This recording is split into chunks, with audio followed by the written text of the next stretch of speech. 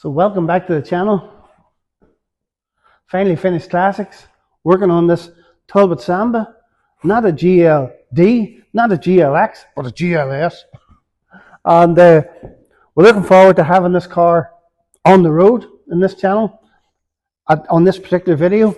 Looking forward to driving it and having it ready for the Stig. No, not the Stig, the Mouton. To test it from 0 to 50 to see just how it compares to the other cars we've done on the Mouton Power of Tar. That's right, Power of Tar, yeah, Power of Tar. So, what we're going to do today is we're going to wire brush. We've already washed around the body of this Talbot Samba. We're going to give it a coat of wax oil, but I want it to be super clean, so I'm going to just do a little bit of wire brushing to take sort of loose rubber coating and stuff that's been on there before off. Bits of dirt that's got up inside the arches here that I didn't get with the power washer, and give it a good coat of wax oil. Then I'm going to bring it down and start putting the rest of the stuff on it, the aerial, the boot handle, and I'm hoping to have the Colin McRae gold coloured wheels ready to go on this car, get new tyres on them. Goodness, it'd be great to have Firestone. I really like Firestone, but if I can't get Firestone, and the last time I was down at the shop and said they haven't got Firestone, I'm going to put something else on it that's probably authentic with the 80s, maybe a Goodyear or Michelin or Uniroyal or something. But anyway, that's where we're at. So I hope you enjoy the video. So now I have the Samba wire brushed, power washed, whatever it takes underneath to protect this car as I give it a good coat of wax oil. I like wax oil, but this car is in remarkable condition. Inner guards, everything is. Look at that brake pipe. I would say that brake pipe's original, 1982. Well, I'm not sure if it's 1982 or that car's 1982, but both of them have amazing body shells. I mean, I owned the blue car for about 10 years. And when I got it, it didn't come out of the north of England, it came out of the south of England into Northern Ireland, which was a real tricky sort of bring home scenario in that it's just that far away and not simple to get to. Like that car, 11,968 miles. This car, 33,000 miles. I mean, they are tremendous little hatchback cars from the early 80s. They can many survive as good as this. So I'm going to give it a good coat of wax oil to protect it and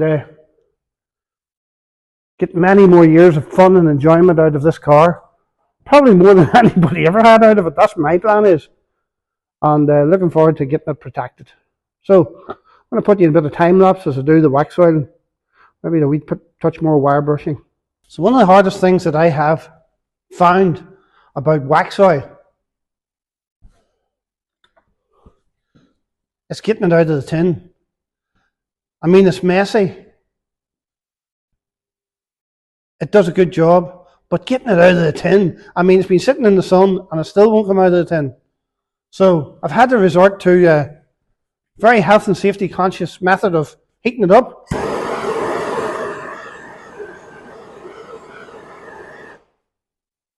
And I have been heating it up. I mean, it's coming out in dribs and drabs. Unreal.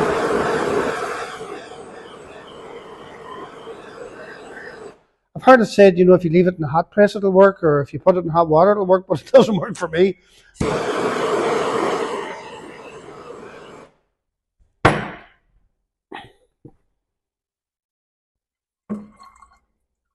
Just a little bit at a time, unreal.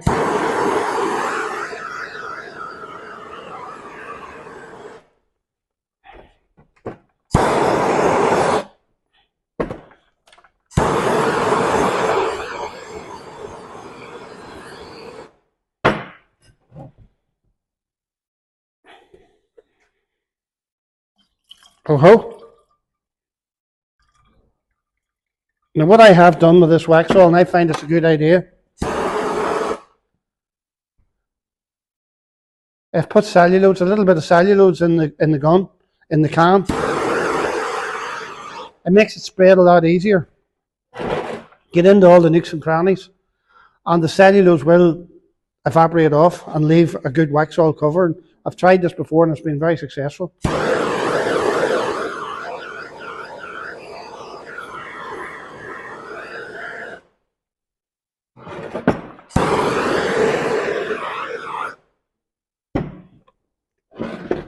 It's like boiling water or something.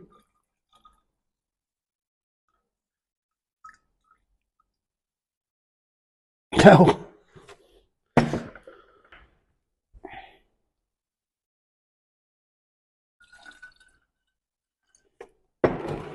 little bit.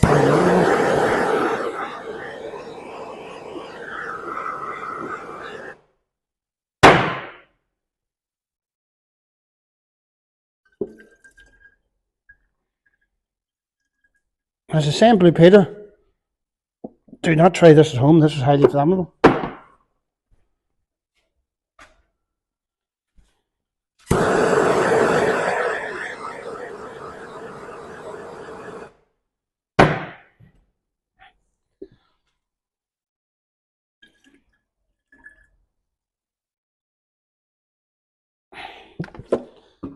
Terrible.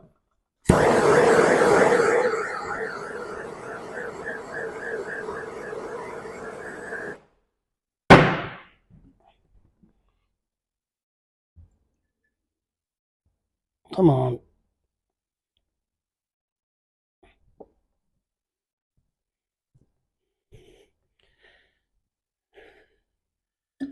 There's a loop. Another thing I've done in the past is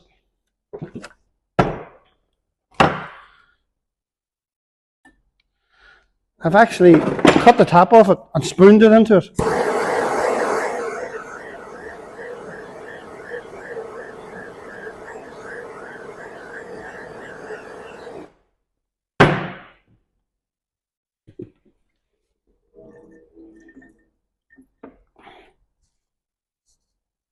Starting to come a bit now.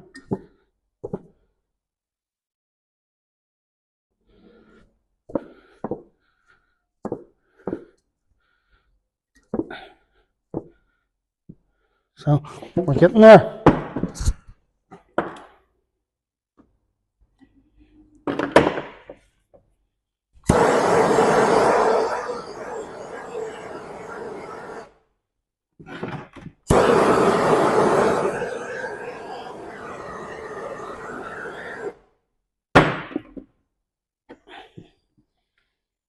Ah, come on.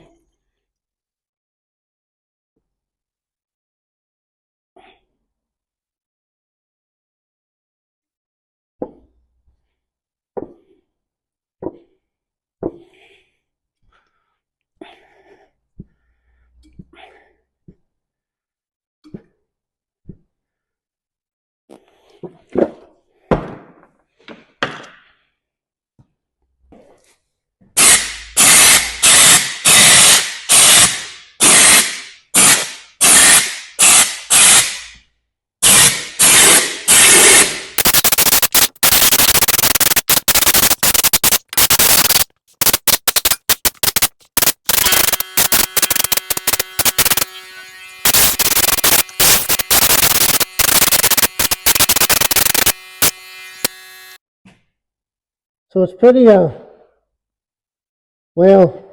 oiled. As my old friend Morris used to tell me, it was well oiled, which wasn't good.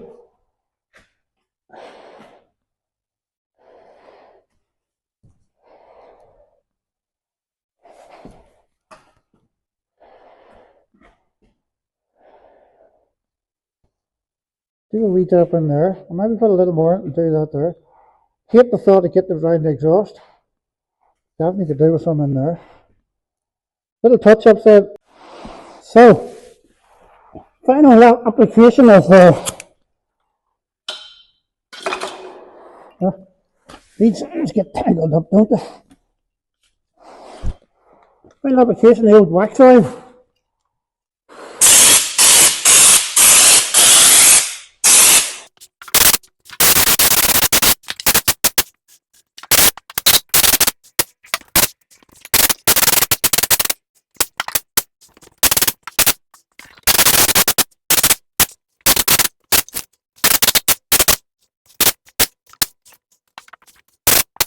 car is well and truly wax oiled. I mean, there's 3/4 of a gallon of wax oil in this, and the other quarter's in me, in my hair. Well, in my hat on, but it's everywhere. Let's just put it like that. But happy with the application for sure. It's always a dirty, messy old job, but gosh, it's worth doing. So what I want to do now is run around it with a cloth with some cellulose thinners on it, and clean it off the paintwork. Not do the paintwork any harm, but it will protect the body from rusting for sure. Just realised how good I look in wax oil. How did I get so much of this stuff on me? I don't know. Here we are. I have decided to drive this car out into the sunshine to work on it. I'm so happy with the application of the underseal, the wax oil. It's went so well. It'll be so protected. You know, I can't see this car rusting anytime soon. But here's the thing. I'm going to start it, or attempt to start it. I believe it'll start. But the thing about this car is it has no choke. It's an automatic choke, which I don't think is working. So I don't know how this is going to go.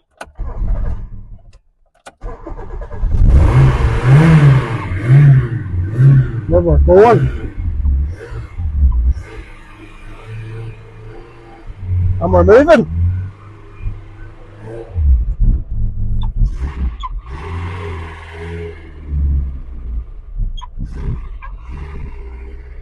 So this is the first driving it. We have brakes. The first drive in this car. I mean, I'd like to put more water in it and drain it, but I'm going to just drive it around the block. I tell you what, it feels good. And she feels comfortable. The seats are so good in this car. The interior is going to clean up really nice. But tappety, you know. They're known for being a bit tappety, but I believe there's a cure for that. What is that cure? It's at the tappets. So that's another thing that's going to need done. Handbrake is working. So how's it pull up this hill? This car is fast.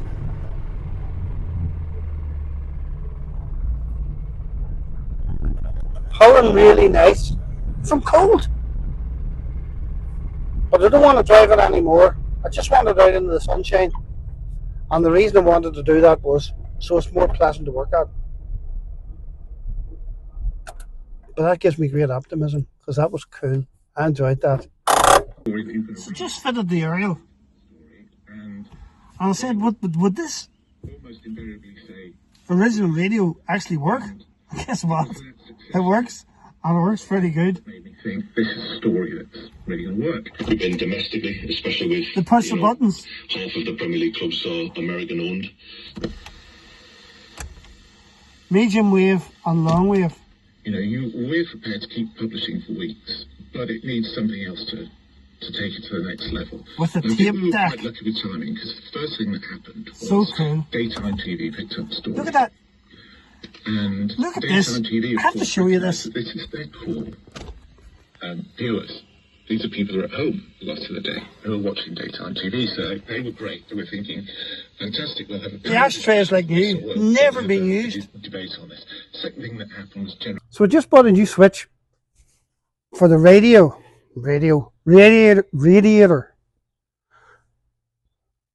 And this is it.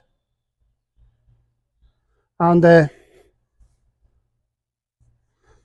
this goes into the side of the radiator and tells the electric fan when to come on. So the other day, whenever I was running this car, I run it in the garage for 20 minutes. Running great. I mean, generally when you run a car in the garage, you're gassed with fumes, but there's no fumes hardly worth talking about coming out of this car. I mean, it's a real tight little engine. Maybe needs a tappet set, but other than that, it's a really, really good engine. and running really nicely. But the temperature got up to like 3/4 and the fan didn't come on. And to me, the fan should come on.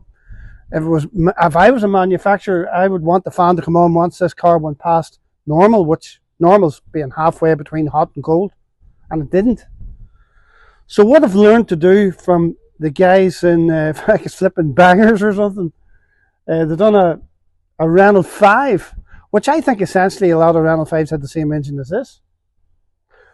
And they put this fitting in a cup of hot water, boiling water, and the fan came on. So that told them the switch was working. So I'm going to run the same test. Now, the other day I run 2 wires directly from the battery to the fan itself, and the fan is working. So what I'm going to do now is I'm boiling the kettle. I'm going to get a cup and fill it with boiling water. I'm going to plug this into the socket and see does cause the fan to come on with the ignition turned on.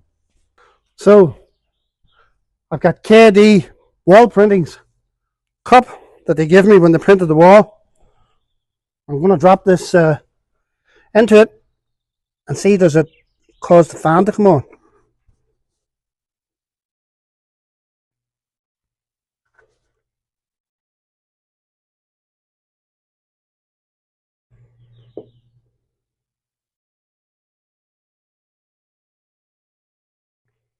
So far that's a negative.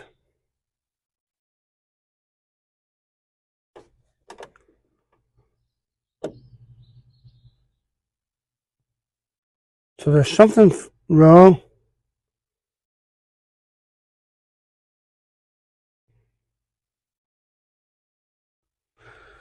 That switch is sitting in boiling water and the fan's not on. The ignition is turned on.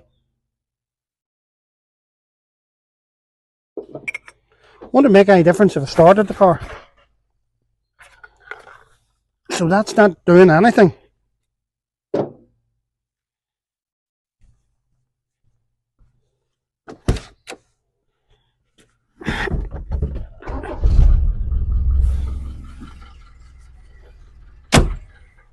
Ah.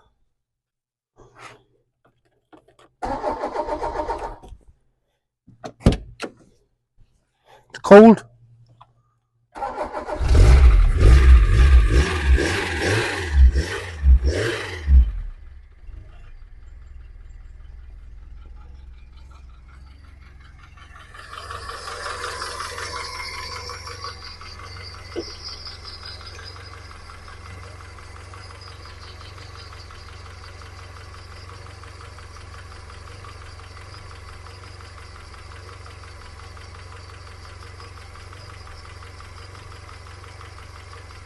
Nothing.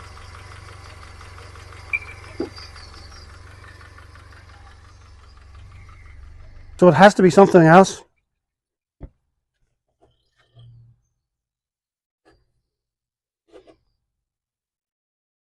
It's definitely not the fan switch. So I've learned this. When I run this prong onto this prong, this goes to naught. When this is at 20 with an upside down horseshoe according to rusty metal, which means I have continuity on that blue wire. So that's the blue wire.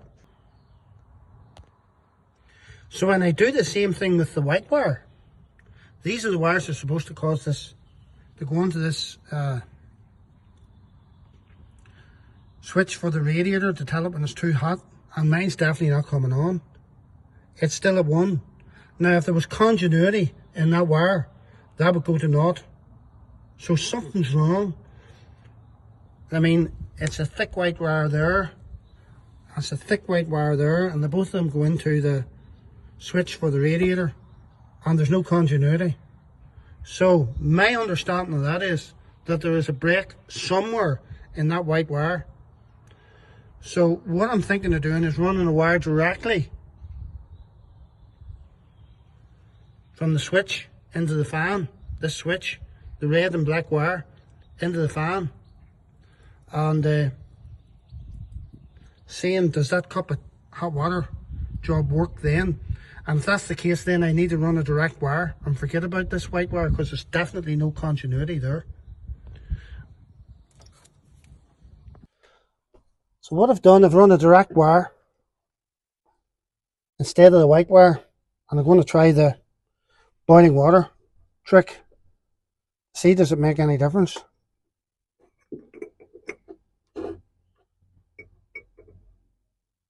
The connection's not great, so I just don't know. The ignition's turned on.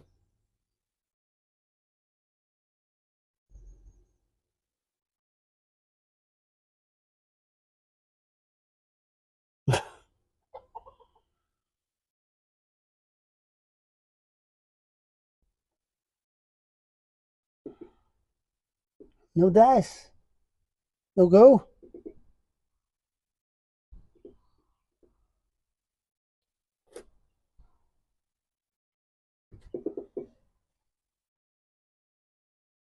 So back to the drawing board. There's definitely continuity in that blue wire. I've checked it. If it connected in here to where it's supposed to go, the blue wire's connected too.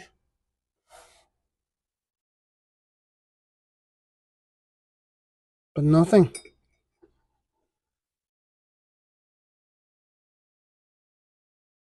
That is roasting that.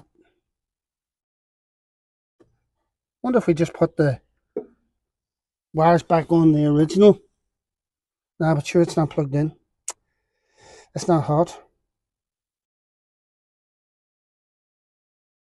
So, back to the drawing board. Let's just check again if the fan's working. If my blue fuse or something would have.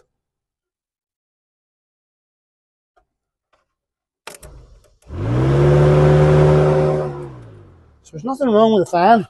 But my mechanic from quite a few years ago, it's a great fella, Morris Pickering, you called him. Morris said to me, he says, Melvin, if a car has oil and water in the engine, I mean it's lubricated and it's cooling, he says they go for a very long time. He says, but if you neglect any one part of oil and water, you're in big trouble. So when I run this Samba the other day, it said in the Haynes manual that you were to lift the expansion tank up higher and you were to let the system bleed itself through a bleed screw. Once you've done that, you start the engine, you let the car run up to temperature until the fan comes on, and then you bleed it again with the expansion tank bolted in and the cap properly on. So I did that, but there's only one problem. The fan didn't come on. And I'm not about to lose this engine because the fan doesn't come on. I mean, it took a long time to get it up to like 3/4, and I wasn't letting it go past 3/4. So we're going to do some homework and try and figure out why the fan doesn't come on. So, as you've seen, I've tried a few different ways to get this fan to come on with hot water in a cup, boiling water in a cup. I've tried continuity, and there isn't continuity in the white wire, but my understanding is the white wire now goes to the ignition and comes back again because it'll not work without the ignition on. So I'm not real sure how to do that. So we need to have a rethink about it. The other thing is I've reached out for help with William James, who's been a great help and inspiration to me in these Sambas, and he's going to have a think about it too. I mean, I can get the electric fan to work with a live feed, but I would like it to work properly. I mean, when it gets to temperature, comes on, and that's it. Well, right now it's not doing that, and that's no good.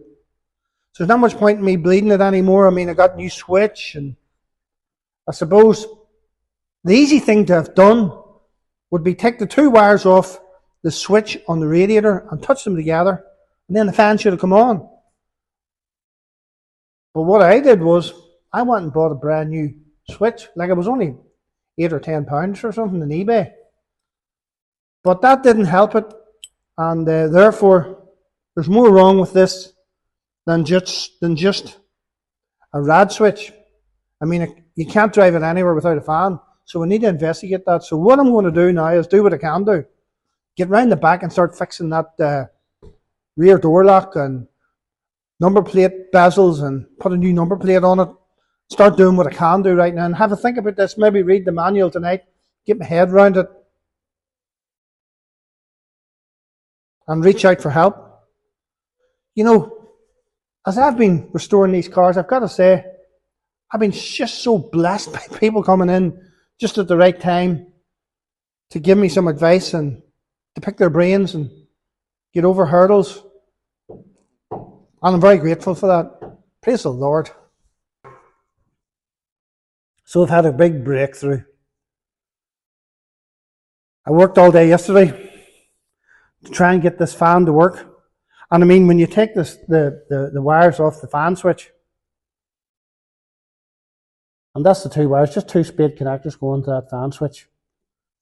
And whenever you touch them together, that fan should have come on, because that was the connection made to cause the fan to come on. I mean, we tested for continuity and made all sorts of assumptions of the broken wire.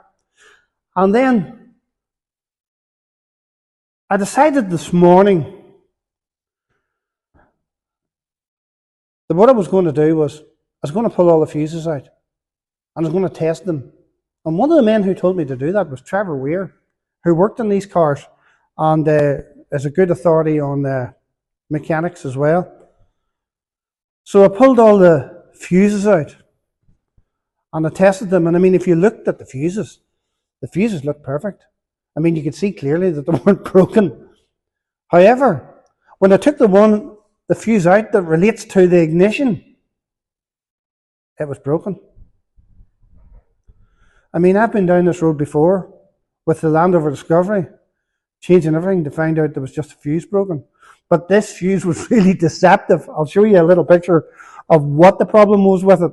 I mean, it looked perfect, but it wasn't perfect. So I'm just going to turn the ignition on. Someone already did it, which was me, I suppose. And touch these two wires together. And we have the fan working. Praise the Lord. Thank you, Jesus. I mean, I have studied wiring diagrams after wiring diagrams. And I mean, if you look at the wiring diagram on the Haynes manual for Talbot Samba, I mean, I was looking at it with 2 pairs of glasses on. It's that small. And not only 2 pairs of glasses, a magnifying glass to try and figure out what wire was going where. And then it was wrote out in some French style of symbolism relating to wiring, as far as I could see. And I was getting nowhere quick. So praise the Lord. The fan will work. So I'm going to run a new test. I'm going to run a test on this brand new switch. Now, I did try the boiling water trick that I tried yesterday. Still didn't work. So, what I'm going to do is I'm going to take it down to the house. I'm going to place it in a saucepan on top of a socket so that the actual switch isn't in the water. Put the water level up to the top of the socket. Put a crocodile clip on both connections. And test it for continuity. So when the water boils, I should have continuity. I shouldn't have continuity to start with, so let's go down and try that out. And if that works, I'm going to put this in. I'm going to rebleed the whole cooling system. And we're going to see, does the fan work in this car on its own? But we're going to test this new switch first. So right now, I have no continuity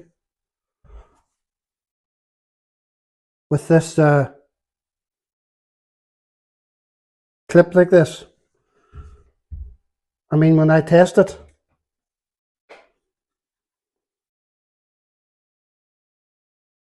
still at 1. That means there's no continuity. So just boiling the water up here. I mean, it wouldn't work with a cup. And if it doesn't work with this, I mean, the switches are rubbish. But she's now on the boil. So let's give it a bit of time and see, does the switch actually come on. It's like watching a kettle boil, isn't it? Still at 1, which means there's no continuity.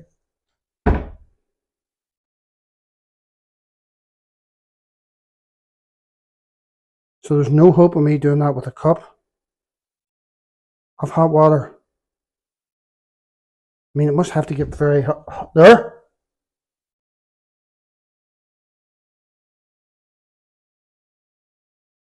We have now continuity. It worked. So there's no hope of doing it with a cup, but that now means that that switch is working. Do we see that? We now have continuity. It has to be really, really hot. A cup will not do it. So praise the Lord. I know everyone's thinking to themselves, how can you be caught out with a fuse? Well, that's the fuse there. And it does look good. And I mean, the fuses are easily visible.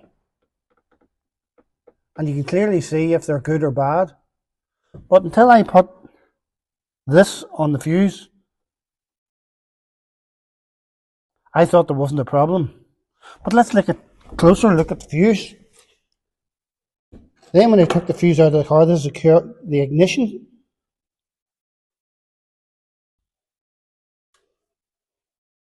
It actually is broken up there.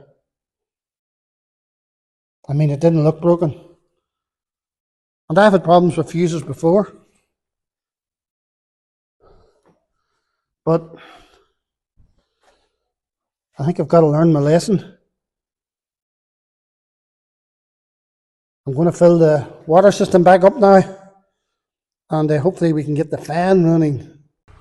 Now I know that this radiator switch works. But what I'm interested to know is how hot that needs to get. Now it's sitting about a quarter. It's been running for 12 minutes. New switch is connected up, but fan has not kicked in yet. So I want to know, will the fan kick in? We know that the switch works when the water's hot enough, but it has to be very hot, which I'm not keen on.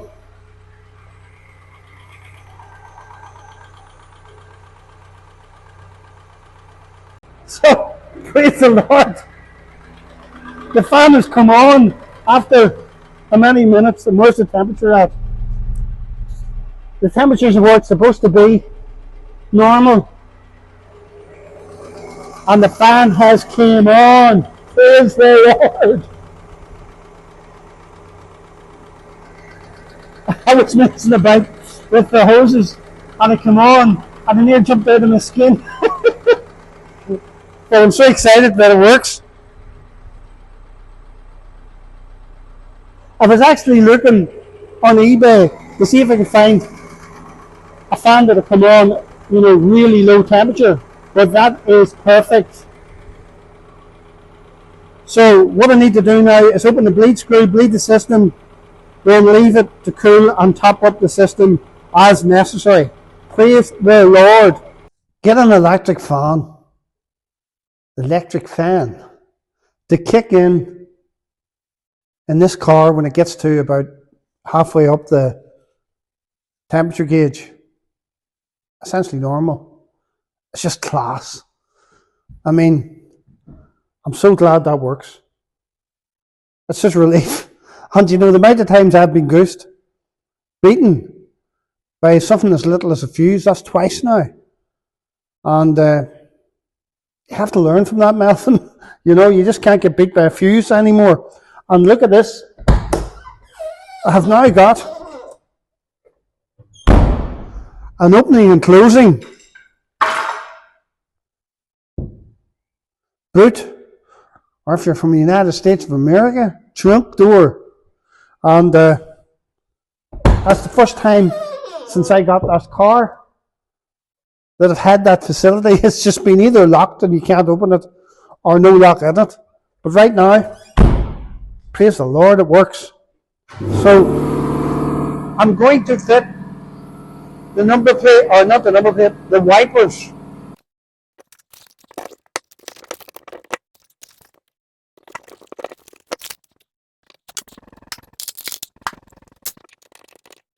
What have I done?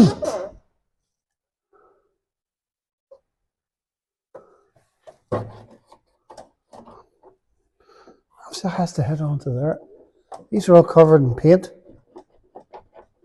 And I think there's some sort of a connector that tells that wiper to go.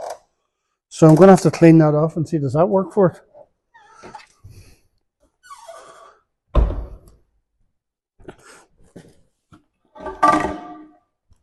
I think these Peugeots, Sambas, like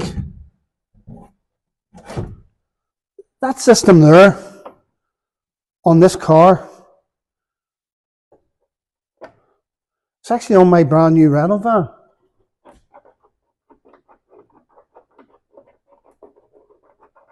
What's that brand new? I mean 2015.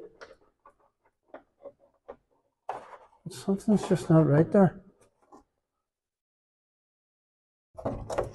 So to get the wipers to work on this 1982 Talbot Samba, or 83, maybe that one's 82, this one's 83, but it's something like it. Both wiper heads, one's 82 and one's 83. It was just a matter of scoring with a bit of sandpaper the paint off that, so that it actually contact with those contacts. And there you go. The wiper works. I mean, that technology is on my 2015 Reynolds van. And for that car to have that sort of technology in 1982 is just amazing. So one thing I want to do with these spotlights is protect them against the wind and the rain and whatever else is thrown against them. From my experience, what happens to these headlights is they look cool for about 6 months, and then after 6 months you go out and look at them and there's holes in the back of them. I mean, they rot for fun. So what I'm going to do is I'm going to spray paint Hammerite on the backs of them. I'm going to take the lenses out of them here, and I'm going to paint the inside of the lights with wax oil. So let's get it done.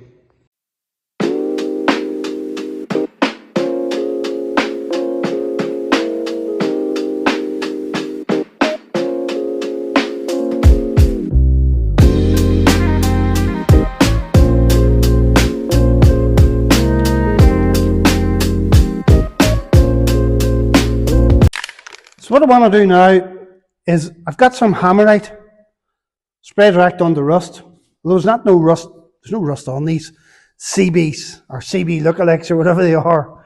But anyway, I've given them a good sand down with a bit of emery paper.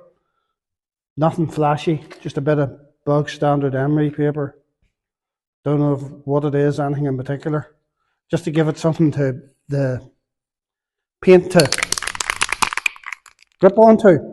And I'm going to give them a coat of this to give them a bit of added protection. I particularly like Hammerite. In my experience, when you paint something with an ordinary type of paint and leave it for 5 minutes, you know, the rust starts creeping through.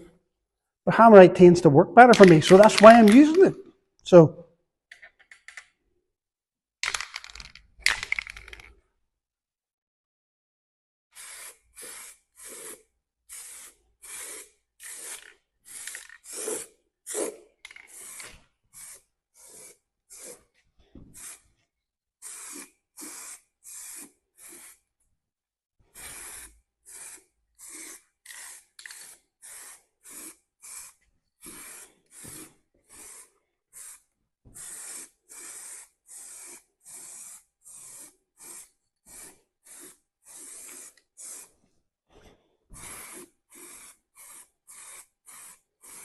they look cool. Well happy with that finish. Or maybe give them another coat in an hour or so. So I know I said Do you like the cap? Cool as that. I was thinking, how am I going to carry on doing this? I'll tell you what I'm going to do. I'm going to sell caps. I'm going to sell 1,000,000 of them. I'll be a millionaire. Next thing you know, old man will be a millionaire. So, I don't know. I was thinking of doing something like that. Selling caps or t-shirts or something. Not that I want to, promote the brand, but I want to carry on doing what I'm doing. I really enjoy it. And I'm learning all the time.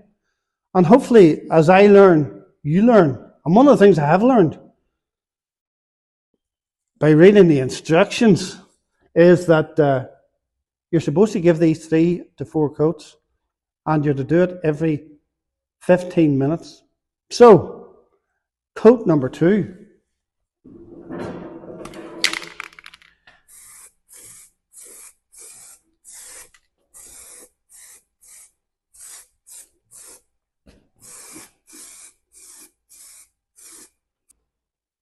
So this is coat number 3. But I'm going to go ahead and give them 4 coats. They're going to need all the protection they can get. I mean, I'm not going to be doing no Circuit of Ireland in this car. I wouldn't think. However, it's going to be a car that I want to have real good fun with. William James was a great help to me last night. And the guy's a bit of an inspiration. He talked about fitting a Weber carb to this car. I've now got the correct inlet manifold to it. But he sort of inspired me to think that there's no reason why I can't enjoy this car probably as much as I enjoyed my 1100 Samba back in 1983. And it was a hoot to drive, such a great handling, confident to point in the direction type car, like for early 80s car. So I decided, well, if I'm going to put a Weber carb on it, it's not going to be real authentic in that it's, there's only one of 2 left type thing. And well, ultimately I changed the colour of this car because I thought the colour was a little bit old-fashioned. And I changed it to something that I thought would be a little bit more racy. And I've done that, and I'm going to enjoy driving this car. I mean, the paintwork in this car, even though the car was solid, it was absolutely covered in surface rust. And you say to yourself, well, how did it get covered in surface rust? With only 34,000 miles on it.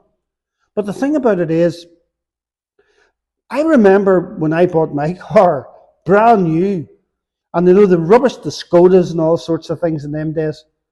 But the paint on the actual car wasn't that good.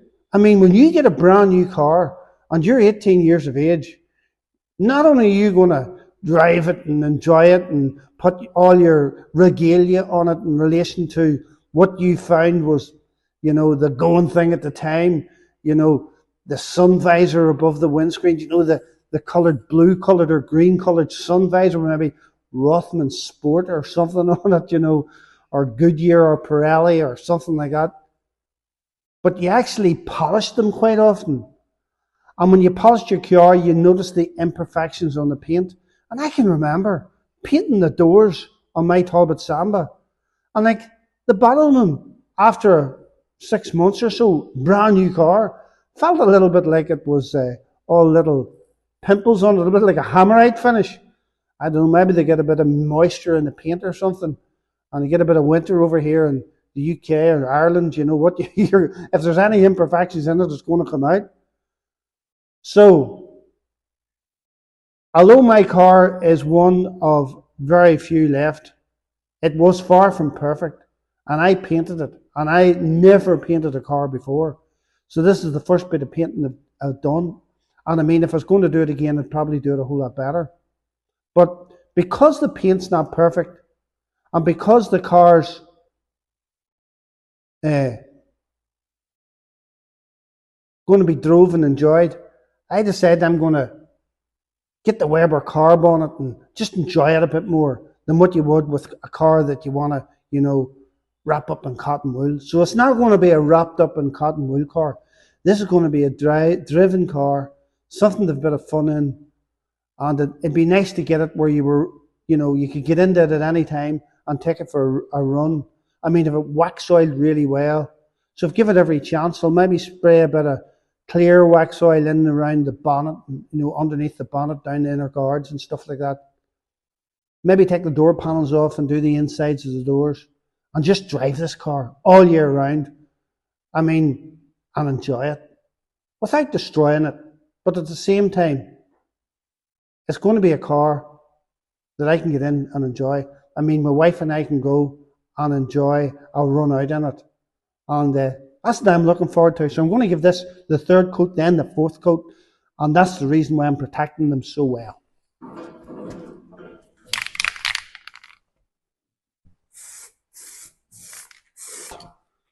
And then by tomorrow, I'm going to spray the insides of these and the insides of the light with some clear wax oil, and we'll get them on tomorrow. These are the brackets that fit onto the front of the car for the spotlights. I mean, real heavy duty jobs, not in comparison to the wibbly wobbly things that I made. And I've treated all the holes in the body of the car with a nice wee fine brush. Plenty of hammerite in there to protect them. Look at those aluminium plates. I'm going to keep them aluminium and I'm going to polish them with auto glim. And super excited now to see the front of this car take shape and look cool. I really like the colour. Some people said they prefer the original colour, which is fair enough. You're not getting a fair reflection of it there. But I suppose that's the original colour against the colour that I have. To me, the original colour is nice, but it's not very sporty. Who knows, maybe someday we'll take it back to original. But for now, it's going to be this colour of blue that I chose. I mean, the paintwork needs a good polishing up, compounding, but it's been done with good rust protection, and we're hoping to keep it from going to pieces on us, because engines in cars can be repaired, but whenever a car starts to fall apart with rust, there's not much you can do with it. This is the final coat. I just learned a lesson there. For anybody who doesn't know, and I was one who didn't know, when a carburetor's fitted down to the inlet manifold, I mean, you don't tighten the nuts that hold the carburetor down real tight. I was checking the manufacturer's handbook. It talks about 18 Newton meters. I thought I had a bit of a leak there. So what I done was I tightened them tight, which is a no-no apparently. So I've learnt that. So if you don't know that, that's a bit of useful information if you're ever fitting a carburetor. So this is the final coat. And then as far as I'm concerned, tomorrow I can fit the whole front bumper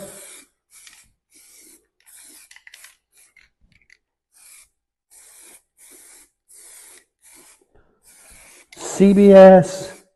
I mean, the lights on this car, the headlights are French, and CBS are French, or CBs, or whatever you want to call it. So these are going to match them. They're going to match them. I think they're fake, to be fair. I bought them on eBay. But they're a nice fake, if they're fake. I mean, they do look lovely. I don't want to turn that over because of all the screws and stuff in it, but they are really nice. So, looking forward to tomorrow, to getting the whole front of this car looking real cool. I mean, the Mouton's going to be impressed. Well, she's not going to be impressed because the Mouton doesn't particularly like Talbot, because Talbot beat Audi in the 1980 or 81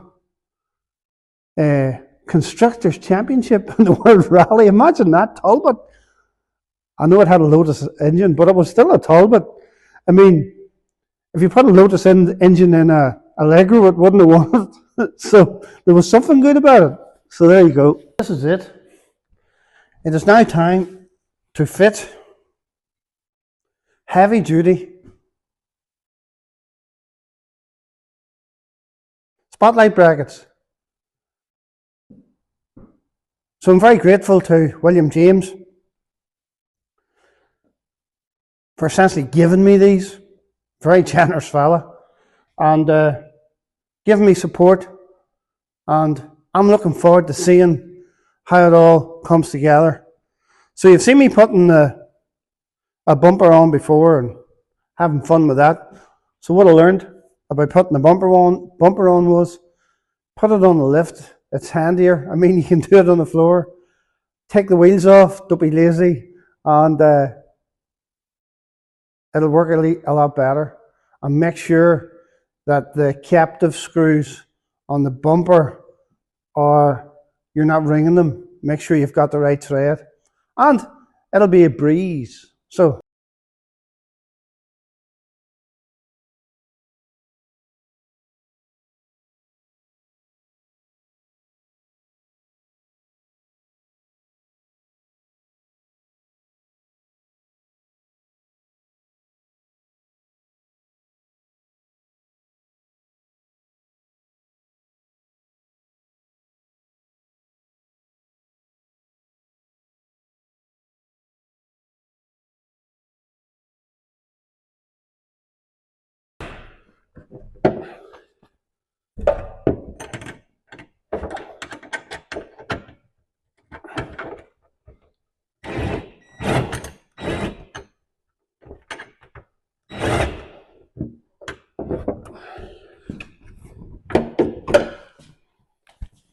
So handy. I'm making it look not handy.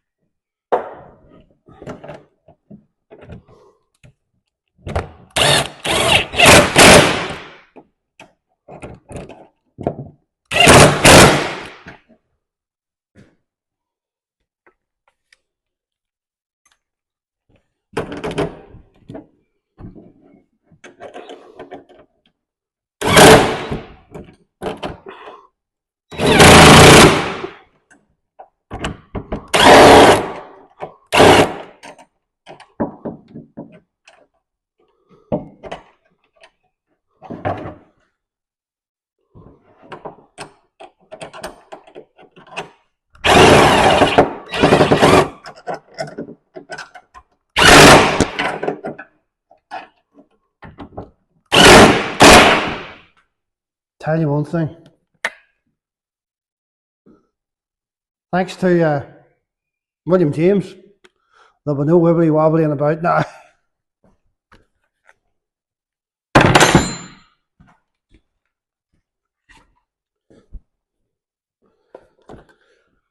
Just want to touch them up with a little bit of hammerite, the ends of the bolts. I'll do the backs of them with a bit of wax oil. That should be me finished here. You'll not see them, but if you don't do something, the rust will be running down the inside of the car. and inside the valves here in a very short period of time, from my experience, because they're very exposed. Maybe not so much in here. The only thing about Hammerite is it's a great product, but it doesn't dry very quickly. Even these that were painted yesterday still feel a bit tacky.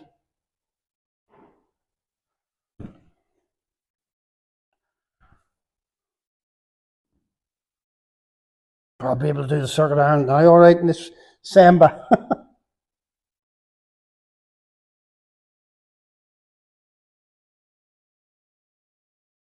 We'll tell you what she is going to do. It's going to look cool.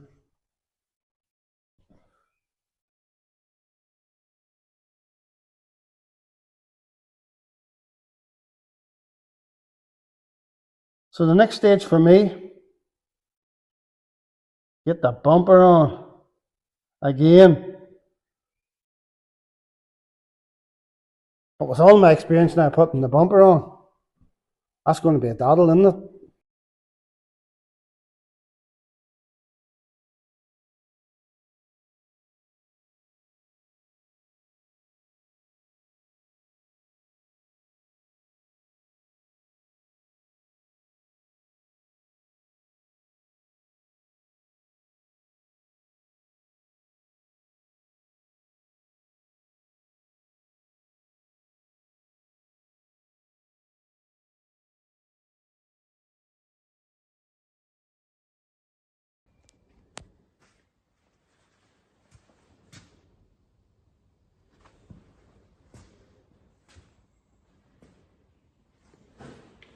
So that's it.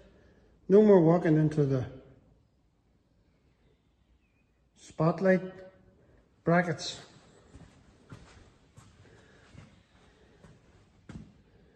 Very cool. So these are cool bumper brackets. Bumper brackets. Spotlight brackets.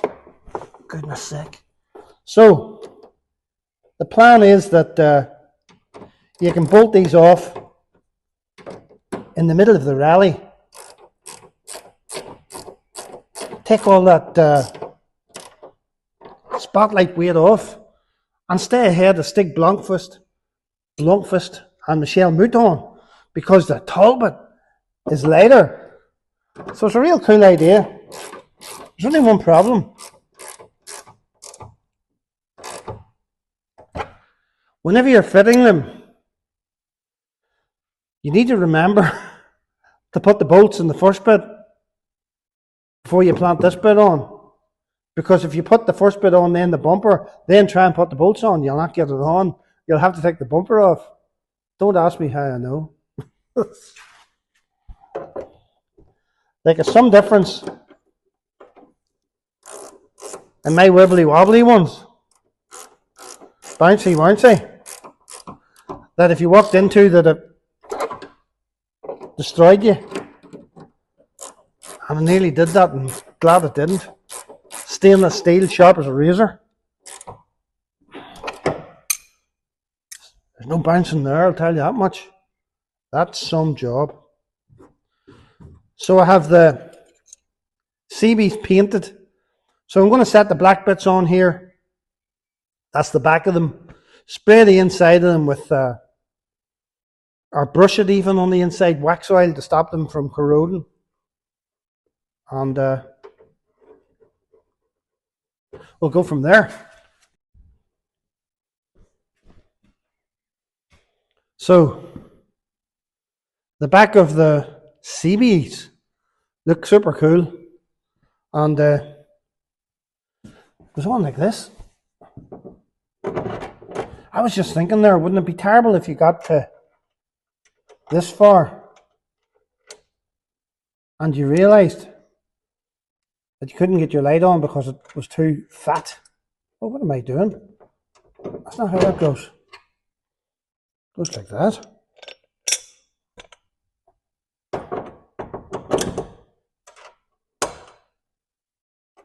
Don't need that.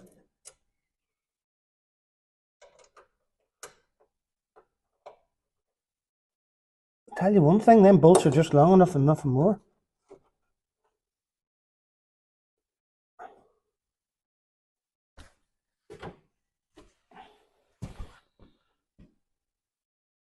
So how cool is that? I'll give that a coat of wax oil in here. I'll get the other one, see what it looks like.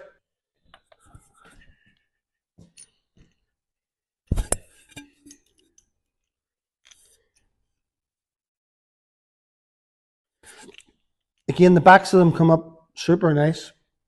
Really nice. Super nice, really nice.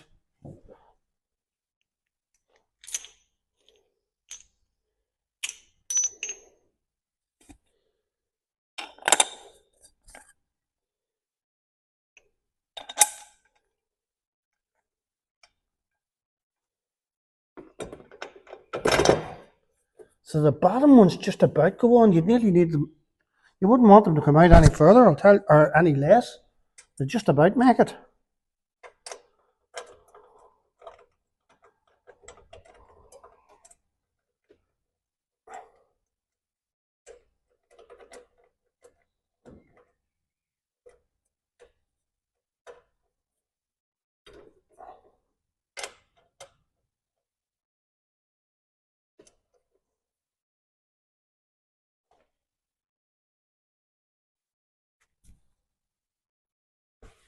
So that's it.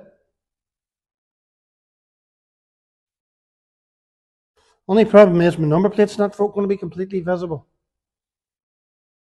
Don't think there's an answer to that. Unless I put this over this way more somehow. Or a sticker for the number plate in the bonnet. I'm just going to put them on for now. And maybe rethink that at some stage. So the CBs are going to look cool. I mean, it looks perfect with the top light. You couldn't have it in a better place. Sitting lovely from the car. I mean, it'll straighten up a little bit whenever we tighten it. But the bottom one has all sorts of problems. Number one, it's too close to the bumper. And number two, you can't see part of the number plate. It'll hide the number plate, which isn't ideal. So, back to the drawing board. I mean, if I got something that bolted on here and went over this way,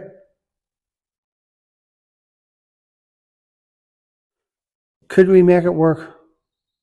Or bore a separate hole on here somewhere and just take a bit straight across and out a bit? It might work. The other thing I need to think about is,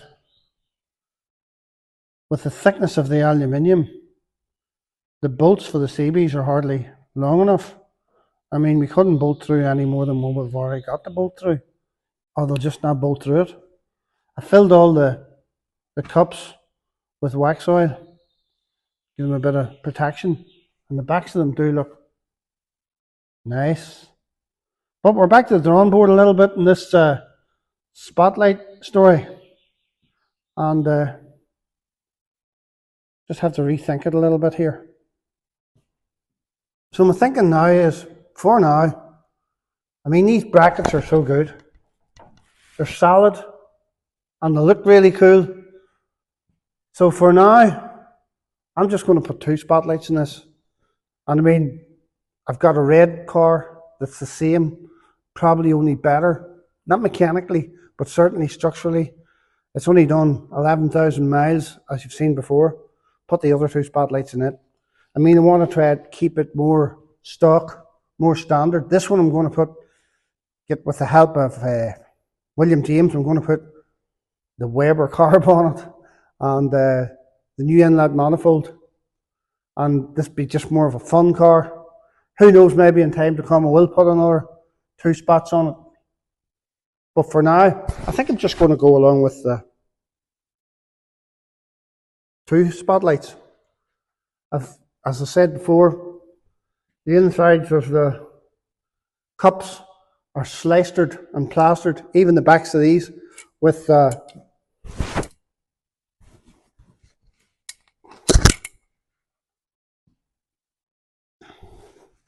wax oil.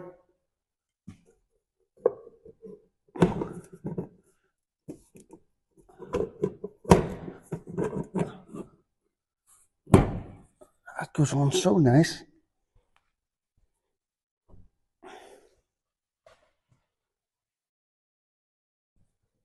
And I mean, they look cool. I think they look just class and really suit that car for its period.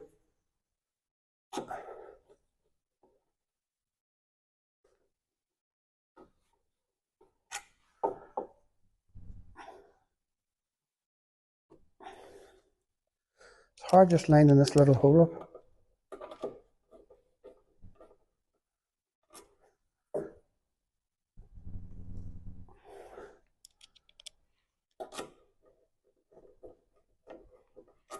So that's it. What do you think? I'll get the covers on them, and I'm going to spend today detailing, cleaning, and getting this car ready for the Mouton to get it from 0 to 60, just to see how good it is.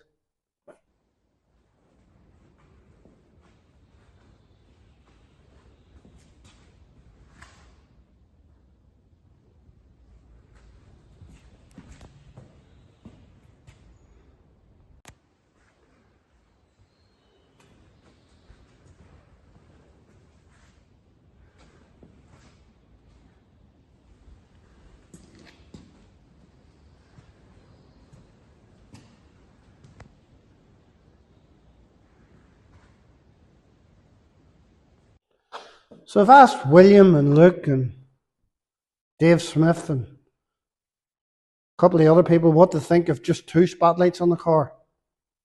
And they think it looks better with a 4. So I'm going to go with a 4. So I've designed a new bracket. We'll cut it and make new brackets for it. And maybe use the brackets we made for the red one. What red one you say? This one.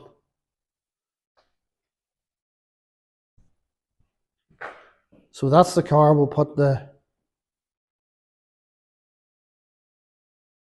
brackets we've already made on. But just along here on this red car, it's lovely, in lovely condition. I mean, immaculate condition around there. On the blue car, it's not so good. It's not bad. I mean, it looks all right. But I've mocked up like black insulating tape to get a visual of what it would look like if I painted that satin. Because I like the idea of doing that satin, like some of the cars in the 80s, notably. For example, a Ford Fiesta XR2 used to have that. I had one. And I particularly like it. It goes away out here somewhere. I'm not going to do that, I don't think. But I think it'd look cool there. I mean, along that channel there, along the top of the door. So I'm going to work at that. And I think it'll look real cool. I mean, with the Weber, with William helping me with a Weber in this car, and it running well, I think this is going to be a real fun car. So that's it. That's it for this episode of Finally Finished Classics. I hope you've enjoyed watching all my dilemmas. Trying to get the fan working, get the car running, and get these spotlights sorted out. I mean, my wibbly wobbly ones were very poor, to say the least. They were stainless steel, yes, but they weren't heavy enough. And I mean, whenever you close the door, the spotlights sort of done a jelly on the plate story. And these ones that William James helped me with are just absolutely superb. Plus, when you take them off, you know, you can't hit your leg off them or walk into them. And mine were just like weapons. So these are tremendous. I mean, I had so many dilemmas this video with the cooling system and various other things. But I'm happy to report that the car's running really good now. And we're getting to a stage where we believe we can really start to enjoy it. And that's what it's all about. Just enjoying the classic car, getting it finally finished. And I think the video's long enough at this stage. The next video is where we will essentially do cosmetic things, put our new gold wheels on it, and our homage to Colin McRae, Subaru, and